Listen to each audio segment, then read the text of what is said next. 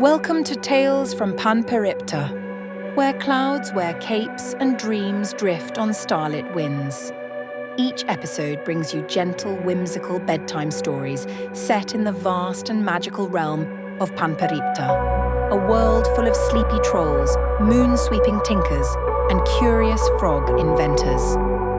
Whether you're here to unwind or doze off, you're always welcome in Panperipta. Take a deep breath and drift.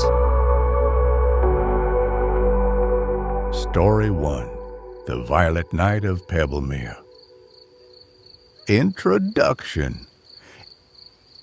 In the violet-silver realm of Panperipta, where dewdrops glimmer like lanterns and meadow grass hums lullabies to the moon, there lived a tiny, steadfast knight named Sir Brambletack of Thimblehold.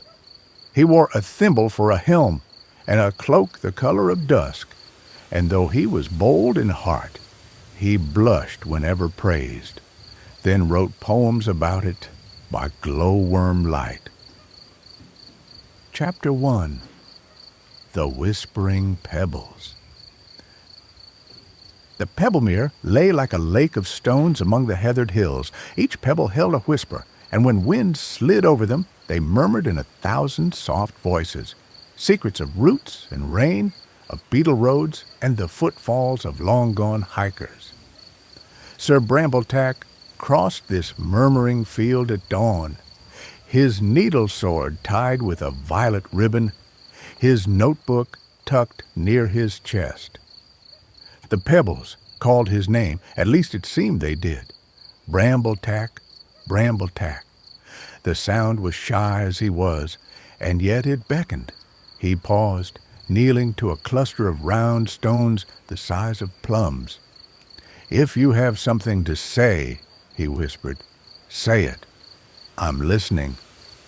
The wind faded. The whispers thinned. Only the hush of morning bees remained. All that day he followed hints of sound, a mossed stone that hummed like a kettle, a slate shingle that clinked like cooled glass, a line of river-polished ovals that clicked together like teeth. He filled a page with notes, then another, but still the meaning ducked away the moment he reached for it, like minnows in clear water. Toward evening, he feared he'd imagined it. The Pebblemere did not mock him. He knew that. But something kept its tongue behind stone lips, and he, Poet Knight of Thimblehold, could not yet coax it out.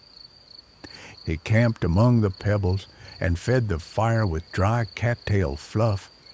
Even the fire crackled in miniature, as if respectful of the small knight's size. Before sleep he wrote, "The pebbles speak, the wind translates. I am learning the grammar of silence." Then he tucked his pen away and let the cricket's metronome carry him to dreams. Chapter 2. The Challenge of Silence. At sunrise, the voices stopped entirely. No whisper, no clink, not the faintest hum.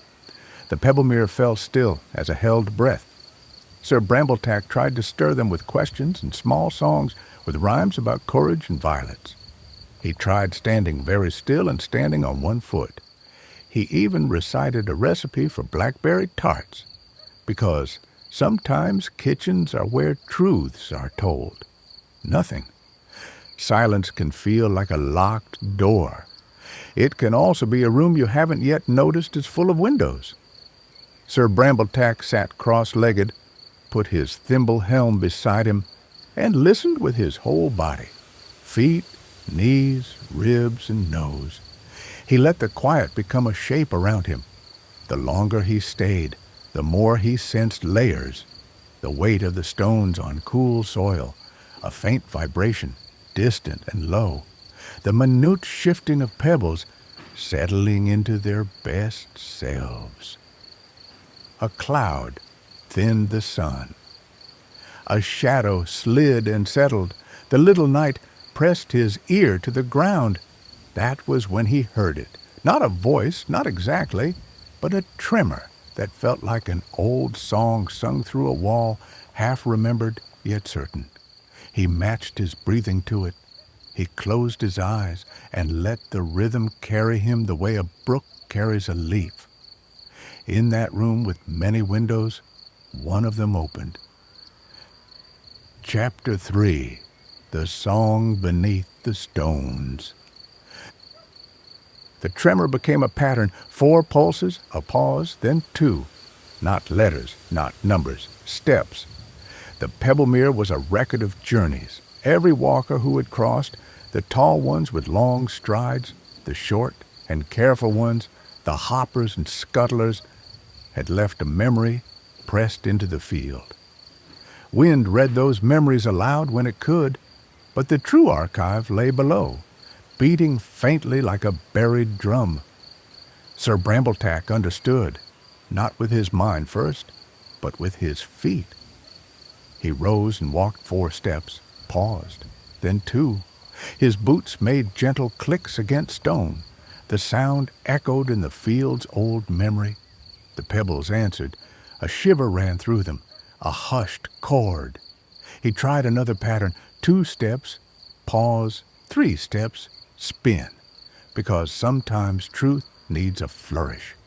The pebbles laughed, a bright bellish ripple, and echoed the spin. It was not words they wanted from him. It was choreography. He danced the paths of walkers who were gone and those yet to come. He danced the song of the steady shepherd and the skip of a child.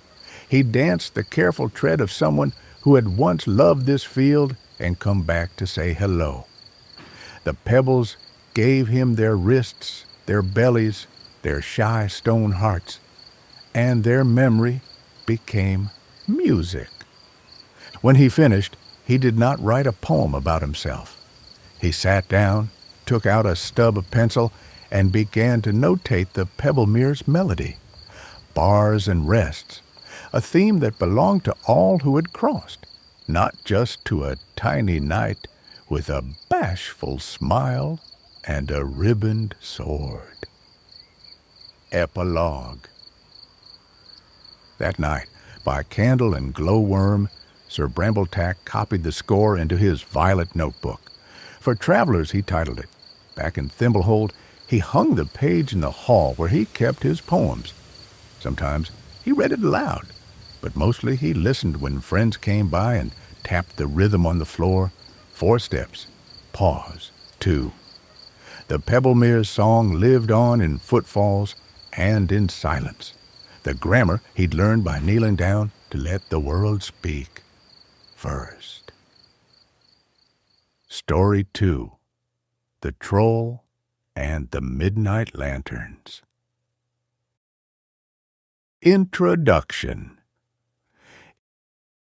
In the mist-soft realm of Panperipta, where dragonflies drift like falling stars and bridges hum with gentle echoes, there lived a troll librarian named Grundle the Gentle.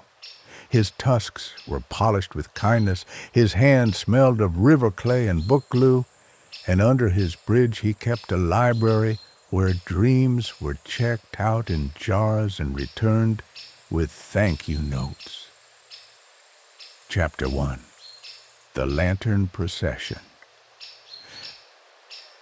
Grundle woke to a glow like moon milk poured across the river. He stepped into the night and found the current full of lanterns, hundreds, drifting like a slow constellation, their light not white, but warm, shy as sighs. Each lantern carried a symbol brushed inside its glass, a needle and thread, a small house, a dandelion seed, 2 hands almost touching. He trod the bridge with careful steps and listened.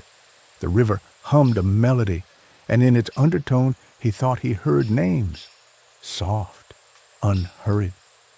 He leaned over the rail, sleeves catching dew, and cupped a lantern from the flow. It smelled faintly of cinnamon and rain. Within, the symbol flickered, a memory rose unspooling, A child being taught to tie a knot by an older brother on a windy day. Salt air, woolen caps, laughter caught in teeth. Grundle's heart did that thing it liked to do. It swelled and steadied. He lowered the lantern, and another drifted to meet his hands as if the river had been waiting for him. Then another and another, until the bridge looked like a cathedral aisle, and the troll librarian stood as if about to lead a procession. Chapter 2. The Forgotten Festival. He remembered the old tales taught to him by a grandmother who kept a peppermint in every pocket. Once a year, the river carried lanterns from villages upstream, each glass holding a memory people feared might fade. The troll, who kept the bridge, librarian by tradition if not by training, would gather them, catalog them, and line the span so travelers crossing at midnight could borrow a glow and recall some kindness they'd mislaid. Years had passed. The festival had fallen quiet. People are busy, the world spins, memory shelves get crowded, but someone upstream had remembered, or maybe the river had. The lanterns bobbed and bickered softly, as lanterns do when crowded, then settled into patient waiting. Grundle hurried to his underbridge desk and fetched cardstock, a quill, twine, and his stamp, an elegant G inside a ripple. He wrote labels. Grandfather's story about the fox that sang, a bowl of soup after a cold walk. First time I said I'm sorry and meant it. His handwriting was large and careful, the kind that makes words look like they're holding hands. Chapter 3. Lighting the Bridge. He hung the lanterns along the railing at shoulder height for tall folk and knee height for children. The bridge became a ribbon of memory across the river's dark.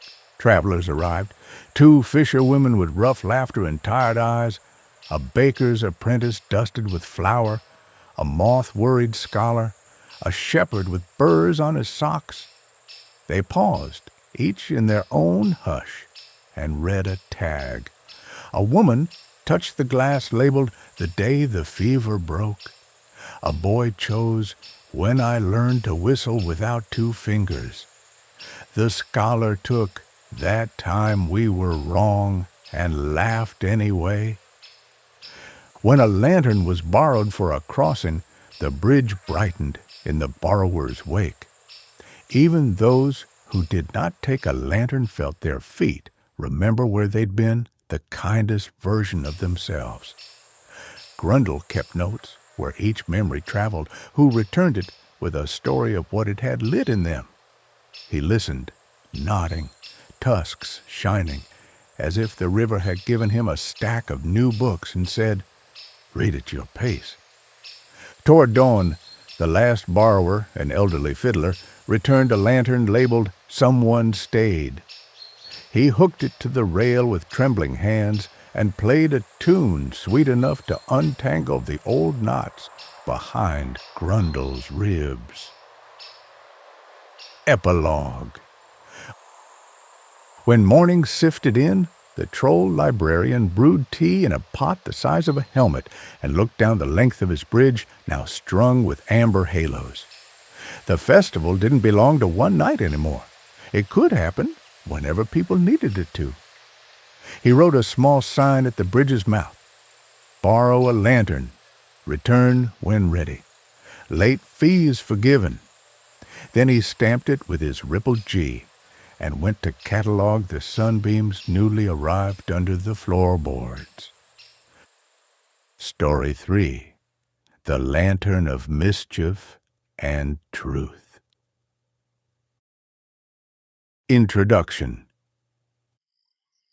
In the moon-braided realm of Panperipta, where mushrooms tilt like umbrellas and spider silk catches starlight like dew, there fluttered a forest fairy named Tilly Thimblewish.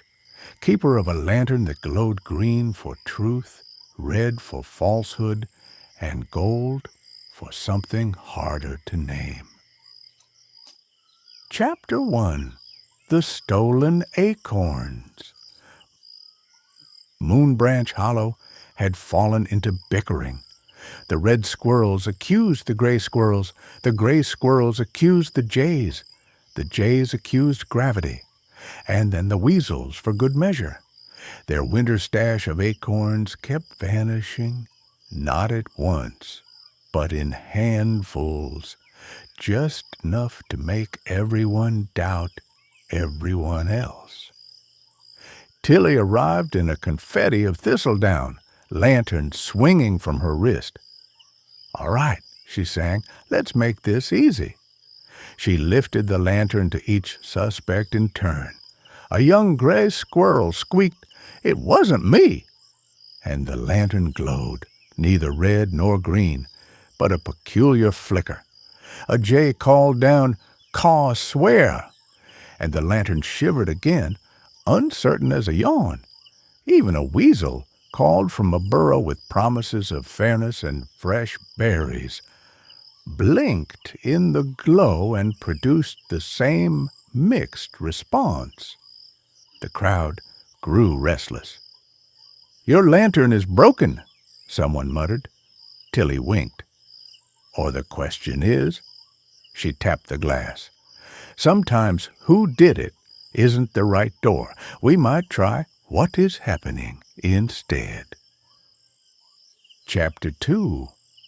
The Lantern's Glow. Tilly flitted from cache to cache, letting the lantern listen the way Sir Brambletack had once listened to stones. The forest remembers its own stories. At the foot of an oak, she found faint tracks that weren't squirrel at all.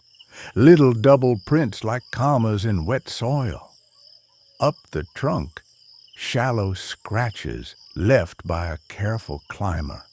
Overhead, a gleam of metal tucked where two branches crossed. She flew higher. In a crook where fog had gathered, Tilly found an earring like a tiny spoon, a bottle cap, a silver thimble. She waved at it for obvious reasons. 3 buttons, and 24 acorns wedged into a kind of pantry. The lantern brightened, washing the hoard with green gold. "Not thievery," Tilly murmured, "or not only.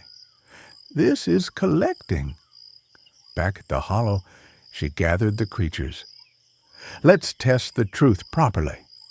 She raised the lantern and asked each squirrel a different question. "Have you ever considered sneaking an acorn?" Green with a shy wobble. "Did you take one this week?" Mostly green. One little red flare from someone who had taken one and then put it back. "Do you fear running out?" The lantern glowed gold now, warm as soup. Truth, yes, but braided with worry and pride, and the shame of mistrust. Chapter 3. The Trickster Revealed. The culprit arrived late, as tricksters do. Black and white feathers, a hop with theater in it, eyes bright as polished stone. The magpie landed on a low branch, produced an acorn from nowhere — he liked that trick — and tucked it under a leaf. The lantern, held aloft, went not red, not green, but a steady molten gold that made everyone blink. Gold meant more complicated. Gold meant look again. Tilly bowed in midair. "Master Magpie, curator of shinies and the occasional edible sphere, did you intend to harm the hollow by collecting these?"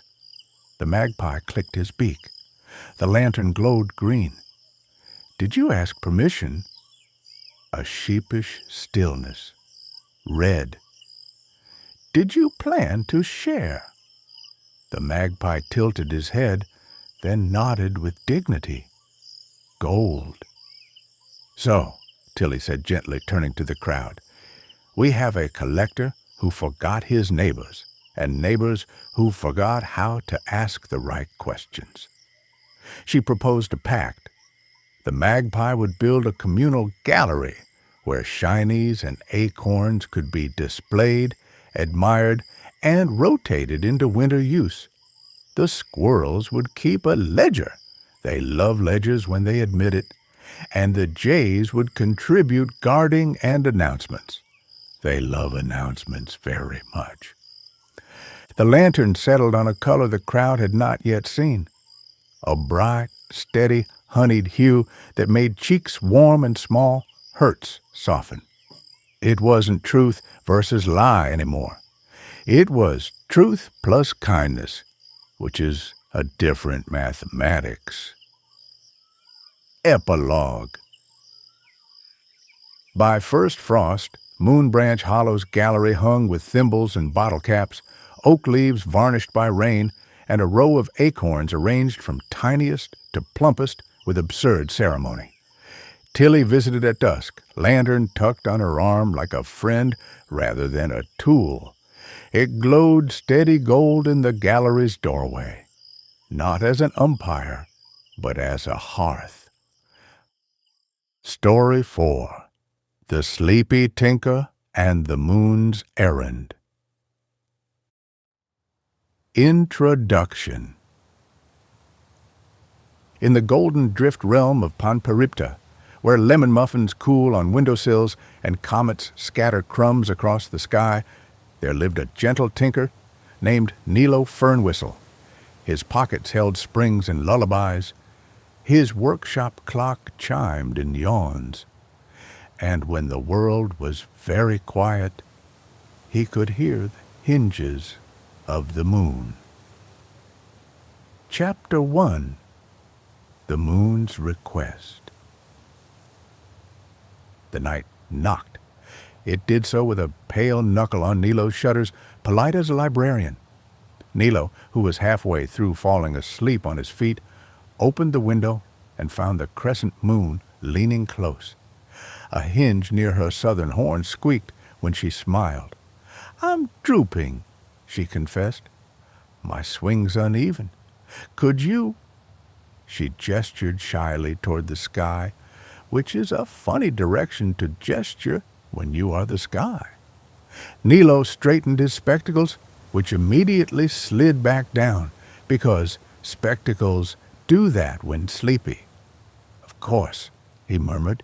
He fetched a spool of spider silk ladder, the kit of silver screws he kept for celestial work, and a pocket full of crumb-wrapped muffins for courage, though he would likely fall asleep before eating them. Outside, he tossed the ladder up. It caught on a star with a friendly ping. Nilo climbed slowly, the way you climb into a dream. One rung, one breath, one drifting hum of an old lullaby his grandmother used to sing. Sweep the moon, make a bed for silver noon. Chapter 2. The Journey Skyward. As he rose, night sounds thinned into a single, soothing chord. Owls became harmonies. Crickets stitched a quiet backbeat. The river in the distance played bass. Nilo's ladder vibrated with each note, gently rocking him as if to test his resolve. He yawned so wide he nearly swallowed a star. The moon tutted fondly. Almost there.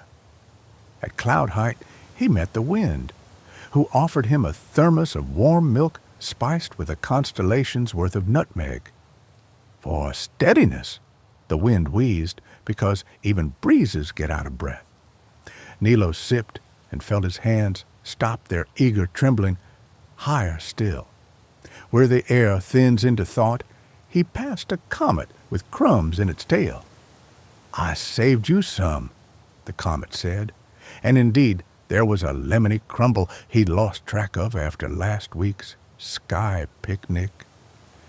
He tucked it in his pocket with the muffins. Finally, he reached the crescent. Up close, The moon smelled like clean sheets and rain on a hot dust. Her hinge creaked with the plaintive sound of a door in a beloved storybook. Nilo touched the joint and felt the wear. 1,000 swings, each gentle, each wearing a little groove. Moving parts do that. It's what moving is. Chapter 3. The Crescent Restored. Nilo set to work with the care you use when your hands know more kindness than your words. He sanded the worn places with a scrap of softened meteor, pinched a curl of moonlight between thumb and forefinger, and twisted it into thread. He replaced the pin with a silver screw and, because he is who he is, sang, while he tightened, a lullaby in waltz time, so the hinge would remember to move as dancing, not labor. "Try it," he said softly. The moon swung. The night sighed. Stars rearranged themselves to make room for the gleam of a satisfied arc. "Better," she breathed, voice like tides pulling sleep into beaches. "Payment?" She produced a small pouch of sifted dream dust, finer than flour, kinder than advice. "Sprinkle this on travelers who have forgotten they are tired." Nilo tucked the pouch next to his muffins. He anchored a tiny oil can to the moon's inner curve, labeled "For Squeaks," and wrote on it, "Use when the world feels crooked." Then he climbed down, rung by sleepy rung, humming the waltz to steady his own hinge, his heart. Epilogue. He returned to Wimbledale near dawn and found the village bent over their early chores with the slightly frantic movements of people who think they must finish everything before they're allowed to rest. Nilo dusted the air with dream powder, shoulders softened, breath slowed. A baker sat and said, "I'll knead after tea." A shepherd leaned on a gate and watched his sheep be sheep for a minute. Nilo put his muffins on the sill and, without even tasting one, fell asleep standing against the doorframe. When he woke hours later, the moon's hinge was quiet as a held hand, and so, remarkably, was his own. Story 5. The Crooked Invention of Fruit Snap. Introduction. In the cattail laughing realm of Panperipta, where swamp lilies bubble with gossip and the mud has opinions but never raises its voice, there dwelt an eccentric frog inventor named Pibbin Fruitsnap. His mustache was algae, his goggles were bottle bottoms, and his ideas arrived like thunderstorms wearing roller skates. Chapter 1. The Grand Machine. Pibbin unveiled his latest marvel to a semicircle of skeptical amphibians. "Behold, the Rain Collector 9000. He tapped the brass belly of the contraption, which coughed, whistled, turned a gear the wrong way, and declared in a proud little whistle that it was ready to collect every drop of rain for the good of the swamp. At first sprinkle, the machine sprang into dazzling miscalculation. Instead of channeling rain into barrels, it funneled it into Pibbin's workshop, where it performed a nuanced ballet across blueprints and spare parts.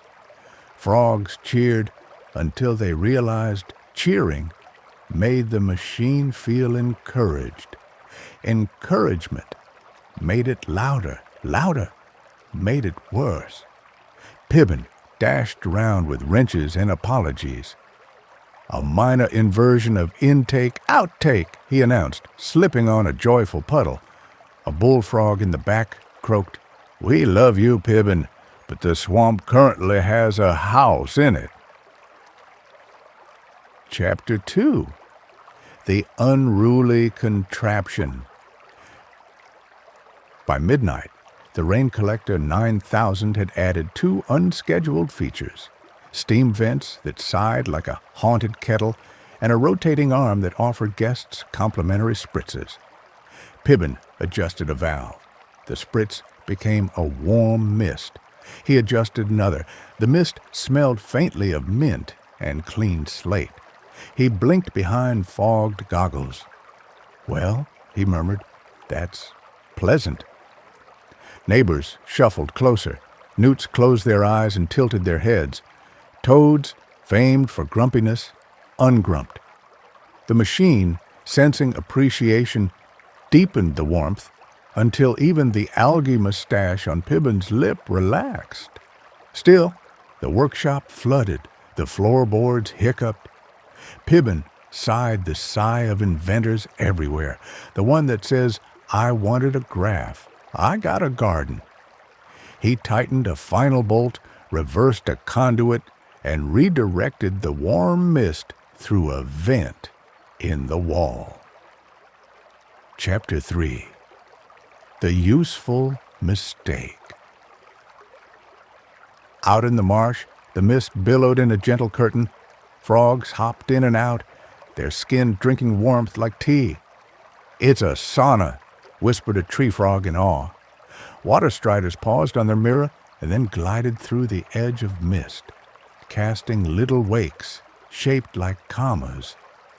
Dragonflies drifted in slow figure eights, as if someone had turned gravity to its most considerate setting. Pibbin dragged benches from the ruined workshop, set them amid the steam, and put up a hand-painted sign: Frood Snap's Amphibious Comfortatorium. Pay what feels nice. He tinkered a little more: a drip for eucalyptus, a lever for light fog to deep sigh, a bell that chimed politely when the mist needed a rest. The Rain Collector 9000, no longer pretending to collect rain, settled into its truth. It made weary creatures feel better. By morning, the swamp had a new ritual. Before work and after, the Comfortatorium welcomed anyone with skin, scales, or a desire to breathe out. Pibbin taped a paper over the old blueprint and wrote a new title: The Rain Rememberer.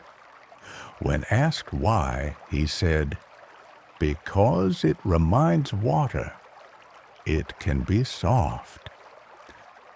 Epilogue. Pibbin rebuilt his workshop on stilts and installed gutters that led back to the marsh, which had always been the point.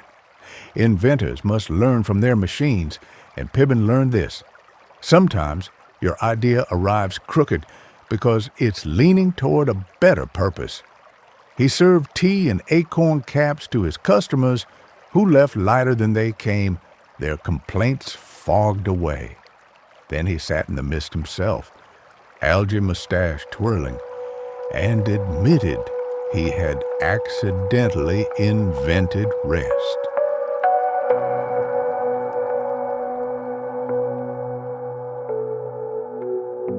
Panperipta grows quiet for now, but its skies still shimmer and its stories never sleep. Stay as long as you like. Another tale is always waiting.